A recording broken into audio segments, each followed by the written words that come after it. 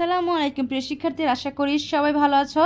আজ আমরা আমার ইতিবাচক অভিজ্ঞতা, এখানে ঘটনা এবং ইতিবাচক অভিজ্ঞতাগুলো এখানে আমরা লিখবো এবং এখানে একটি ঘটনা লিখবো। তো আজ আমরা 25 পেজ থেকে 125 পেজ থেকে ক্লাসটি শুরু করব। তো এখনও যারা চ্যানেলটি সাবস্ক্রাইব করনি জলদি জলদি সাবস্ক্রাইব করে ফেলো, আর যারা সাবস্ক্রাইব করেছো তাদেরকে অসংখ্য ধন্যবাদ। এবং তোমরা তোমাদের বিদ্যালয় এবং জেলার নামটি কমেন্ট বক্সে লিখতে ভুলবে না যেন, ঠিক আছে?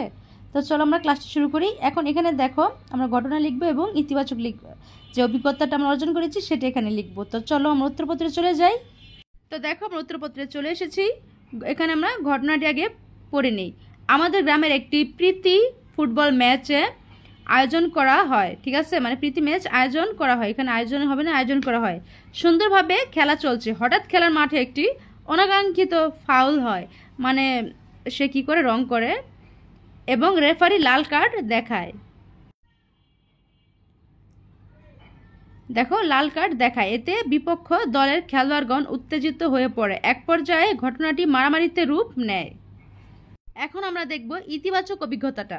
তো দেখো এই অবস্থায় আমাদের কি অভিজ্ঞতাটা হলো, এমতাবস্থায় আমি আমার দলের ক্যাপ্টেনের সাথে আলোচনা করে দ্রুত বিষয়টি দর্শক সারিতে থাকা গ্রামের বিশিষ্টজনদের জানাই। পরবর্তীতে রেফারির সাথে আলোচনা করে লাল কার্ডের পুনরায় বিবেচনা করার জন্য অনুরোধ করেন।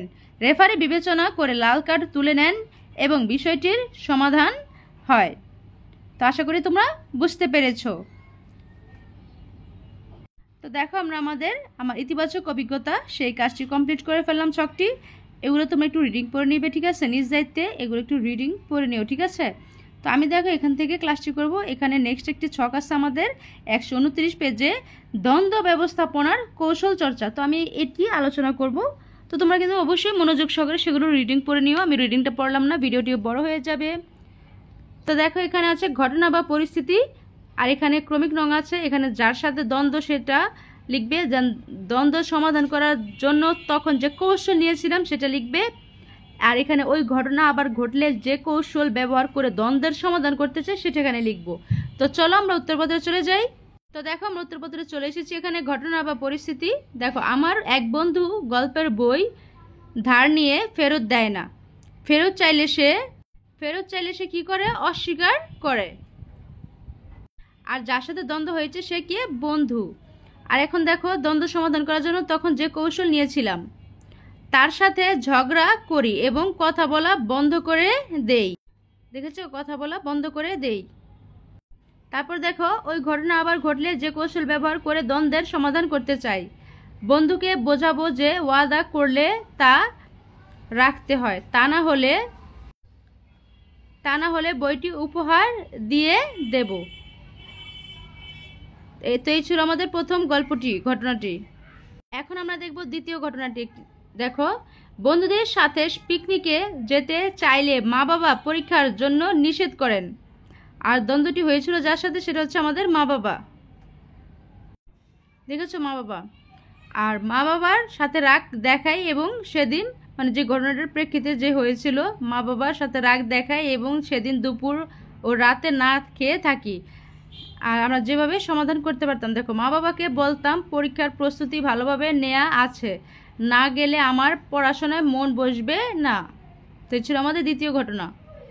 তো দেখো আমরা আমাদের প্রথম যে ঘটনাটি সেটি আমরা পরিস্থিতি এবং যার সাথে দ্বন্দ্ব সেটা আলোচনা করে ফেলেছি, এবং আমাদের যে দুই ঘটনাটি আছে সেটা আমরা কি আলোচনা করে ফেলেছি, ঠিক আছে?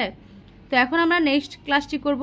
এখান থেকে দেখো এখানে আছে পরিকল্পনা অনুযায়ী আমার পদক্ষেপ অভিজ্ঞতা। চলো আমরা এই ক্লাসটি এখনই করে ফেলি, এবং তোমরা এর আগে অবশ্যই চ্যানেলটি সাবস্ক্রাইব করো না জলদি, যেন আমি যখনই ভিডিও আপলোড দিই যেন তোমরা তার সাথে সাথে পেয়ে যাও।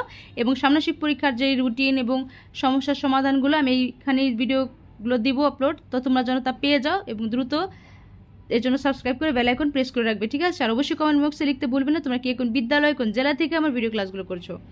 তো দেখো এখানে পরিকল্পনা অনুযায়ী আমার পদক্ষেপ অভিজ্ঞতা সেটা আমরা লিখে ফেলি, ঠিক আছে? আর এটা পেজ হচ্ছে আমাদের 130 পেজের কাজটি। তো চলো আমরা উত্তরপত্রে চলে যাই।